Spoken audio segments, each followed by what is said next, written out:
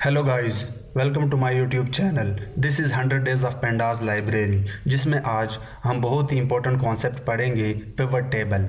जहाँ भी आप मशीन लर्निंग में कोई भी प्रोजेक्ट लाइक रिकमेंडेशन सिस्टम से रिलेटेड प्रोजेक्ट करते हो ई कॉमर्स वेबसाइट में, तो वहाँ पे एक फील्ड यूज़ करते हो आप recommendation system, like content based recommendation system. जहाँ पे यूज़र सर्च करता है कोई प्रोडक्ट, तो आप उससे रेलिवेंट प्रोडक्ट उसे रिकमेंड करके देते हो।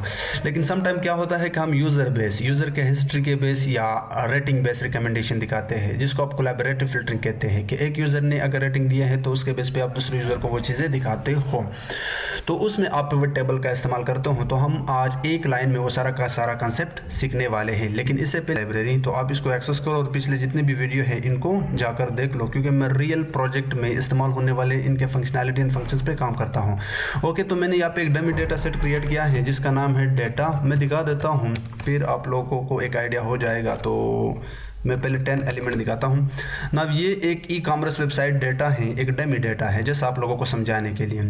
उस ई कॉमर्स के यूज़र्स हैं, उनके आईडीज़ हैं उनके डेटाबेस में, और उस ई कॉमर्स के डेटाबेस में जो प्रोडक्ट्स है like watch, like cosmetic product, all those products, उनके आईडीज़ हैं और ये उनका रेटिंग है। तो ई कॉमर्स वेबसाइट वाले क्या करेगा, आपको एक डेटा देगा कि आपको मेरे इस डेटा पे मुझे एक रिकमेंडेशन सिस्टम देना है कि अगर फ्यूचर में यूज़र 4 आता है और वो कोई प्रोडक्ट सर्च करता है, लेट्स से प्रोडक्ट ए उसने सर्च किया, तो ये जो बाकी यूज़र है उनसे उनकी सिमिलैरिटी को देकर, रेटिंग को देकर आपने उनको रेलेवेंट या सजेस्टेड प्रोडक्ट रिकमेंड करके देने हैं।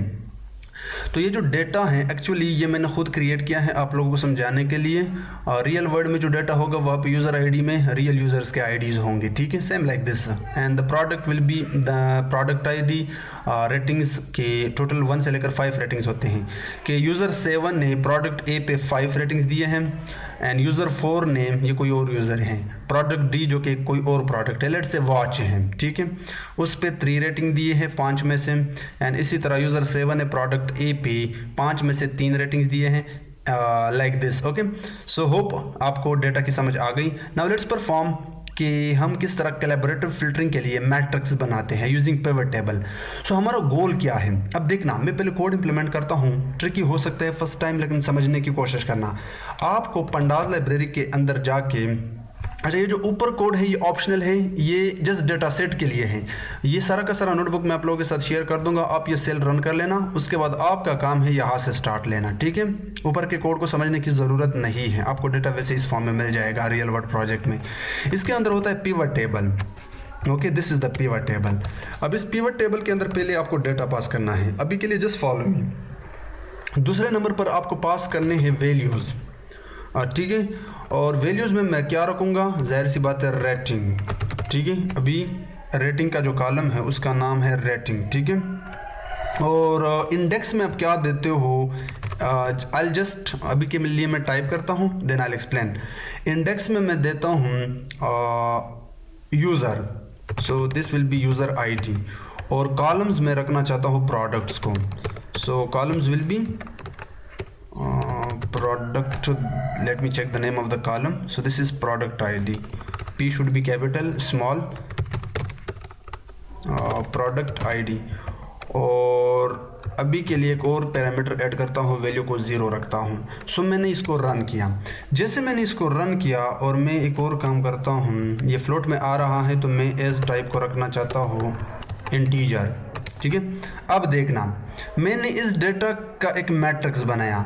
जितने भी यूज़र है ना, जितने भी यूज़र वाला कॉलम है, यूज़र 1 2 3 4।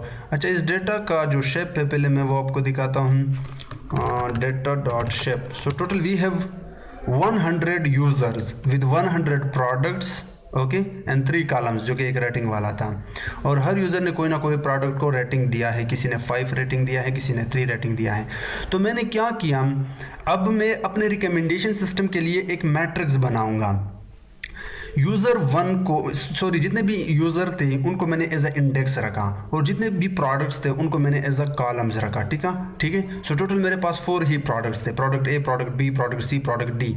उसके बाद मैंने क्या किया कि ये जो यूज़र है इस इंटायर डेटा में इसने प्रोडक्ट ए को ओनली 2 रेटिंग्स दिया है, प्रोडक्ट बी को इसने 2 रेटिंग्स दिया है, एंड प्रोडक्ट सी को इसने 3, एंड प्रोडक्ट डी को इसने कभी रेटिंग नहीं दिया है।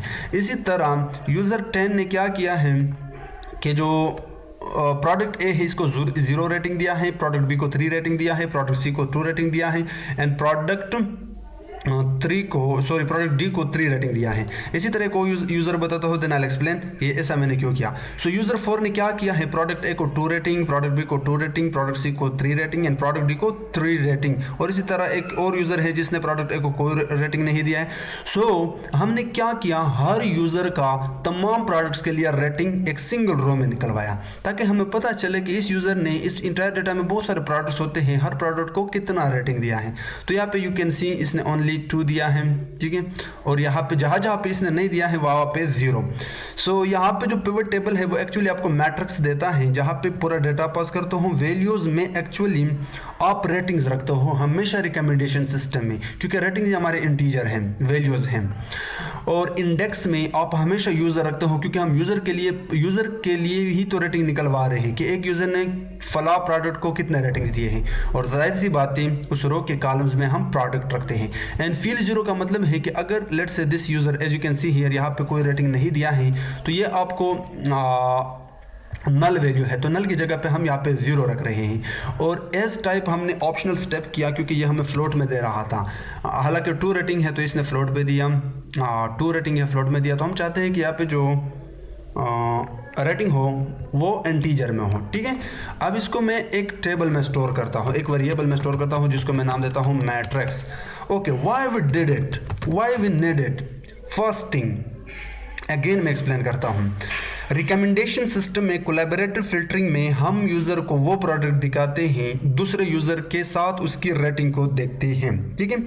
लेट्स से फ्यूचर में यूज़र 1 वेबसाइट के ऊपर आता है ई कॉमर्स में और वहाँ पे वो प्रोडक्ट सर्च करता है सी, ठीक है, प्रोडक्ट सी सर्च करता है। सो इस यूज़र 2 ने जो वेबसाइट पे आया है इसने क्या किया है, 3 रेटिंग दिया है, ठीक है।